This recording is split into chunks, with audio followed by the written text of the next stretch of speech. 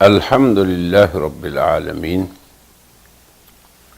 والصلاة والسلام علی رحمت للعالمین وعلی آلہ وصحبہ اجمعین وبعد اعوذ باللہ من الشیطان الرجیم بسم اللہ الرحمن الرحیم وَنَبْلُوكُمْ بِالشَّرِّ وَالْخَيْرِ فِتْنَةً وَمَا بِكُم مِّن نِّعْمَةٍ فَمِنَ اللَّهِ وقال تعالی لِكَيْ لَا تَفْرَحُوا بِمَا آتَاكُمْ صدق اللہ العظیم۔ سامعین و ناظرین، ہم آج پوری دنیا کے حالات کے تناظر میں اللہ تعالیٰ کی کلام سے مخاطب ہوتے ہیں۔ اللہ پاک نے فرمایا کہ ہم نے ایسا قرآن نازل کیا فیہ ذکرکم، جس میں تمہارا ذکر ہے۔ ہم میں سے ہر انسان اپنے ذکر کو یا اپنے آپ کو قرآن کے اندر پہچان سکتا ہے کہ وہ کہاں ہے۔ اور پھر اللہ نے یہ فرمایا کہ ہماری سنت یہ ہے کہ جب تک انسان حیات ہے، ذی حیات کو ہم ضرور آزماتے رہیں گے، بالشر والخیر، شر سے بھی اور خیر سے بھی۔ اگر ہم اللہ تعالیٰ کی اس سنت دائمہ کو سمجھ لیں تو یقین کیجئے کہ کرونا وائرس ہو یا کوئی اور وبا ہو، دنیا کے حالات کس طرح کے بھی ہوں، ایک مومن کبھی پریشان نہیں ہو سکتا، بلکہ وہ بقول قرآن کریم کے فَلَنُحْيِيَنَّهُ حَيَاتًا طَيِّبَةً، اسے حیات طیبہ ملے گی۔ کیوں؟ کہ اس کے رب کا ارشاد ہے کہ ہم تمہیں اس دنیا میں بھیجا ہی ہم نے اس لیے ہے تاکہ ہر مرد و عورت کا، ہر مرد و زن کا، تم میں سے ہر ایک فرد کا امتحان لیں، خیر کے ساتھ اور شر کے ساتھ۔ اب یہ سمجھ لیں آپ کے کیا چیز ہے۔ خیر سے مراد انسانی زندگی کے وہ حالات ہیں جو اس کی طبع کے موافق ہوں۔ مثلا طبیعت کیا چاہتی ہے؟ صحت ہو، خوشحالی ہو، سکون ہو، تنگی نہ ہو، اس کی خواہشات پوری ہوں۔ اور دوسرا ساتھ فرمایا کہ شر کے ساتھ۔ شر کیا چیز ہے؟ کہ انسانی طبیعت کے خلاف آنے والے حالات، بیماری ہے، افلاس ہے، دنیا کی پریشانی ہیں، دنیا کے اندر امراض کا آنا ہے۔ تو یہ ابتلا جو ہے، یہ سمجھ لیں کہ اللہ کی سنت ہے انسانوں کا۔ اب کبھی اللہ تعالیٰ ایک فرد کو مبتلا کرتے ہیں، کبھی اللہ ایک قوم کو ابتلا میں ڈالتے ہیں، اور آج کل کے حالات میں پوری انسانیت اور تمام اقوام عالم کرونا وائرس میں مبتلا ہے۔ تو اب آپ دیکھیں ایک مومن کا نقطہ نظر کیا ہو کہ وہ اس حال میں بھی حیات طیبہ، خوبصورت زندگی گزار رہا ہو۔ اس کو سمجھنے کی ضرورت ہے۔ جب اللہ تعالیٰ نے یہ فرمایا کہ یہ آزمائش اللہ کی سنت ہے، جس سے اللہ تعالیٰ کی ایک اور سنت ہے کہ اللہ انسانوں کو پیدا بھی کرتا ہے، مارتا بھی ہے۔ پھر یہ بھی فرمایا کہ تم میں سے ہر انسان نے موت کا ذائقہ چکھنا ہے، بدیر طویل زندگی کے بعد یا جلد۔ تو یہ اللہ تعالیٰ کی سنتیں ہیں قائم اس دنیا میں۔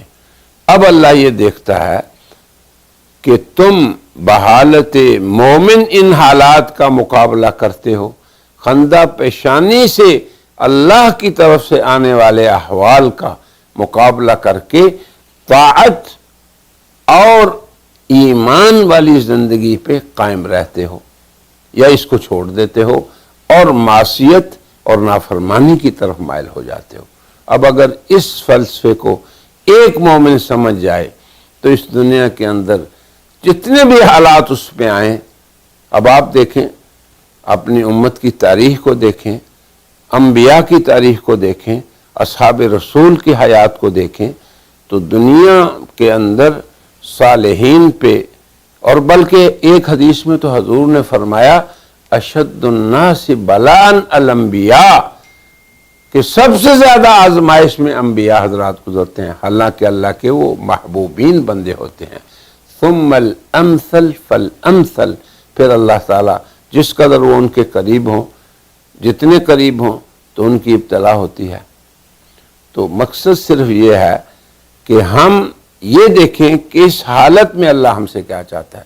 اب دیکھیں ایک جگہ قرآن حکیم میں ارشاد ہے وَإِذَا مَسَّ الْإِنسَانَ الضُّرُّ، کہ انسان کو جب تکلیف پہنچتی ہے، صحت تھی، جب سے پیدا ہوا بیماری آ گئی، تونگری تھی اور آسائش کی زندگی تھی، مگر اس کے اندر تھوڑی سی تونگری والا حالت آ گئی، یا یہ ہے کہ خوشباش زندگی گزار رہے تھے، کوئی پریشانی کا دور دورہ ہو گیا۔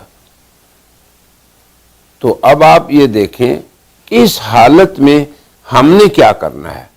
اب اللہ تعالیٰ ایک جگہ فرماتے ہیں کہ ایک انسان جو کامیاب انسان ہے اس کی حالت یہ رہنی چاہیے وَلَنَبْلُوَنَّكُمْ، کہ اللہ فرماتے ہیں کہ ہم ضرور آزمائش کرتے ہیں اپنے بندوں کی، بِشَيْءٍ مِّنَ الْخَوْفِ، خوف سے، کچھ خوف سے، اور پھر نقصان سے بھی، مالی نقصان سے، جانی نقصان سے، والثمرات، پھلوں کے نقصان سے، انسانوں کی آمدنی پہ فرق پڑ رہا ہے۔ آپ یہ دیکھیں کہ آج کے دور کے حالات میں انسان ان سب نقصانات سے گزر رہا ہے، مگر ایک مومن ہے جو ان حالات میں بھی حیات طیبہ گزارے گا۔ اور حیات طیبہ کیا ہے؟ کہ ایک مومن بندہ اللہ کی حدود پہ قائم اور ثابت رہے۔ اب ان حالات میں اللہ نے کیا فرمایا کہ جب آزمائش ہماری مال کے اندر کمی میں آئے، جان کے اندر کمی میں آئے، کاروبار اور ثمرات کے اندر کمی میں آئے، تو کیا کرنا ہے؟ بشر، اللہ فرماتے ہیں اپنے پیغمبر کو کہ آپ صابرین کو خوشخبری دیں جو اللہ کی حدود پہ ڈٹ گئے، کہ اللہ کی طرف سے آنے والے حالات میں ہم نے کیا ہونا ہے اور کیا نہیں ہونا، بس یہ سمجھ لیں، اور یہی موضوع ہے میری گفتگو کا۔ اللہ فرماتے ہیں کہ انسان دو قسم کے ہیں، ایک وہ ہیں یئوس قنوط، جو اللہ رحمان الرحیم کی رحمت سے مایوس ہو کے قنوط کی زندگی گزارتے ہیں،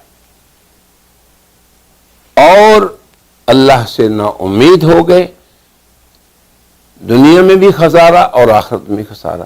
اور ایک وہ ہیں وَبَشِّرِ الصَّابِرِينَ، جو ڈٹ گئے اللہ کی حدود پہ صبر و استقامت سے۔ پھر آگے فرمایا کہ وہ کیا کہتے ہیں اب ان حالات میں، اگر کسی پہ کوئی پریشانی آتی ہے تو کیا کہتے ہیں؟ قَالُوا إِنَّا لِلَّهِ وَإِنَّا إِلَيْهِ رَاجِعُونَ، ہم تو سب کے سب اللہ ہی کے لیے ہیں اور ہم سبھی نے اسی کی طرف جانا ہے۔ تو اللہ فرماتے ہیں وَمَا بِكُم مِّن نِعْمَةٍ، جس قدر بھی تمہارے پاس نعمتیں ہیں فَمِنَ اللہ، اللہ کی طرف سے ہیں، پھر ثُمَّ إِلَيْهِ تُحْشَرُونَ، پھر تم اسی کے فریادی بن کے اسی کی طرف جاتے ہو۔ اب ہمیں کیا کرنا چاہیے؟ وہی بات جو اللہ کے انبیاء نے کی۔ میں ایک صرف قصہ آپ کو سناتا ہوں۔ قرآن میں اللہ فرماتے ہیں اے لوگو ایوب کو یاد کرو۔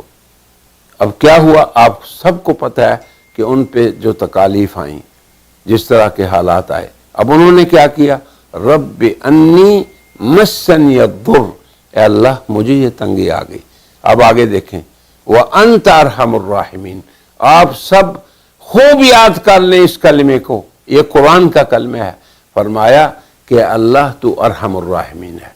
حدیث میں آتا ہے کہ جب بندہ یہ کہتا ہے، ہم میں سے ہر آدمی پریشان ہے، اس کو تکلیف پہنچی ہے، کسی عزیز میں، کسی دوست میں یا کسی اور میں کہ مبتلا ہوا ہے، پوری انسانیت مبتلا ہے۔ اب کیا کہنا ہے؟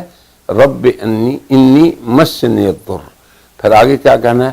وَأَنْتَ أَرْحَمُ الرَّاحِمِينَ۔ اب یہ اللہ کی صفت کو یاد کر لیں کہ ہماری زبانوں پہ یہ ہو یا رب انت ارحم الراحمین۔ حدیث میں آتا ہے کہ جب بندہ یہ کہتا ہے تو اللہ کا فرشتہ پکارتا ہے اے بندے ارحم الراحمین حاضر ہے، تو مانگ اس سے جو مانگنا ہے۔ یہ ہماری کیفیت ان ایام میں ہونی چاہیے ہر ایک کی، کہ ہمارا شکوہ اللہ کی طرف ہو اور ہماری طلب اللہ سے ہو، اور اللہ سے ہم مانگیں کہ اللہ ہمارے ان احوال کو بدل دے۔ کیوں کہ دنیا ساری کے احوال آنے والے اللہ کی طرف سے آئیں گے، اور مسبب الاسباب ہی خالق الاسباب بھی ہیں۔ اس لیے اب ہمیں وہی راستہ اختیار کرنا ہے جو قرآن کا ہے۔ ایک حدیث میں ہے کہ حضور صلی اللہ علیہ وسلم نے فرمایا کہ جب فتنے ہی فتنے ہوں گے جیسے کہ تاریک راتیں، تو صحابہ سے پوچھا، صحابہ نے فمل مخرج، پھر کیسے نکلیں گے ان فتنوں سے؟ فرمایا القرآن، قرآن کے راستے۔ ابھی میں نے آپ کو صرف ایک دعا سکھائی ہے، کیا؟ رب انی مسنی الضر وانت ارحم الراحمین، تاکہ فرشتہ ہمیں یہ خوشخبری دے کہ آؤ بندو مانگو، کیا مانگتے ہو ارحم الراحمین سے۔ آگے ایک دوسری بات چھوٹی سی کرتا ہوں۔ قرآن حکیم نے ایک دوسرا موقف حضرت یونس کا پیش کیا۔ اب کہاں کا پیش کیا؟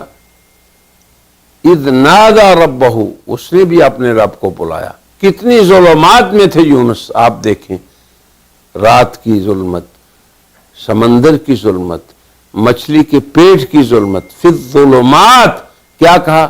لا الہ الا انت سبحانک انی کنت من الظالمین۔ کیا آگے فرمایا؟ کہ ہم نے اس کی تکلیف کو دور کر دیا۔ ایوب کے بارے میں کیا فرمایا؟ اور جو بھی اس کو تکلیف تھی فکشفنا ما بہ من ضر، ہم نے اس کی تکلیف دور کر دیا۔ میرے دوستو، میرے عزیزوں، میرے بھائی بہنوں، ہم یاد کر لیں کہ ان حالات میں ہمارا مرجع صرف اللہ کی ذات ہے، اور ہم نے پکارنا ہے اے اللہ ہمیں تکلیف پہنچی ہے، وَأَنْتَ أَرْحَمُ الرَّاحِمِينَ، تاکہ اوپر سے جواب آئے کہ اے بندو مانگو جو مانگتے ہو۔ فَكَشَفْنَا مَا بِهِ مِن ضُرٍّ، کہ میں تمہاری اس تکلیف کو ٹالتا ہوں۔ اَمَّن يُجِيبُ الْمُضْطَرَّ، اللہ فرماتے ہیں کہ ذرا سوچو تو صحیح کہ کون ہے جب بندوں پہ مشکل آئے تو اسے وہ دور کرتا ہے۔ من یکشف السوء، کون ہے جو تنگی کو دور کرتا ہے؟ حالات کو کون بدلنے والا ہے؟ اللہ تعالیٰ کی ذات۔ اور یہاں پہ یونس علیہ السلام کا ذکر جو ہے ہم بھی کثرت سے کریں، لا الہ الا انت سبحانک انی کنت من الظالمین۔ ان قرآنی اذکار سے سب سے پہلے آپ کو حیات طیبہ نصیب ہوگی، اور حیات طیبہ کا معنی یہ ہے کہ مومن کو جس حالت میں بھی ہے اللہ اسے سکون اور اطمینان اور دل کے طمانینت کی دولت دیں گے۔ یہ ہے اصل حیات طیبہ، اور یہی ایک مومن کا مقصود ہے، اور یہی ایک مومن کا مطلوب ہے کہ اسے دنیا میں اللہ سکون والی زندگی، اطمینان والی زندگی، راحت والی زندگی عطا فرما دے، اور وہ اللہ کی حدود پہ قائم رہے۔ وآخر دعوانا ان الحمدللہ رب العالمین۔ برائے مہربانی ڈاکٹر سعید مکی کے چینل کو سبسکرائب کریں اور بیل آئیکن پر کلک کریں۔